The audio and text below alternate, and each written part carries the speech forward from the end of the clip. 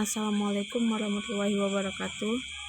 Perkenalkan, nama saya Ki Gabrilia Sandi dengan NPM 2140402050, jurusan Ekonomi Pembangunan, mata kuliah Ekonomi Mikro. Di sini saya akan menjelaskan sedikit mengenai eksternalitas dan invensiasi pasar, yang dimana pasar eksternalitas itu adalah dampak tindakan suatu pihak terhadap kondisi orang atau pihak lain. Eksternalitas menyebabkan inefisiensi pasar, dan dengan demikian pasar tersebut gagal untuk memaksimalkan total surplus. Eksternalitas muncul ketika seseorang terlibat dalam suatu aktivitas yang mempengaruhi kesejahteraan orang lain. Namun, orang tersebut tidak membayar atau menerima kompensasi dari dampak tindakannya itu.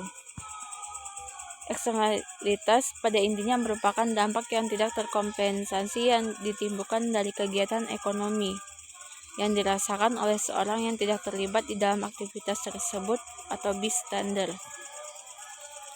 Secara umum, eksternalitas dibagi dua, yaitu eksternalitas positif dan eksternalitas negatif. Eksternalitas positif berdampak menguntungkan, sedangkan sebaliknya eksternalitas negatif berdampak merugikan. Suatu eksternalitas merupakan dampak yang tidak terkompensasi dari tindakan seseorang pada kesejahteraan seorang saksi di luar pasar. Contoh dari eksternalitas negatif dan positif adalah polusi yang ditimbulkan oleh pabrik saat proses produksi. Sedangkan contoh dari eksternalitas positif adalah adanya penemuan baru.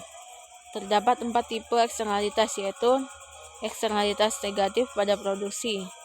Jika produksi suatu barang menimbulkan polusi, biaya bertambah untuk masyarakat melebihi biaya yang ada untuk perusahaan yang memproduksi. Kemudian, biaya produksi sosial melebihi biaya produksi individu, dan secara grafis, kurva biaya sosial di atas kurva penawaran kurva biaya individu.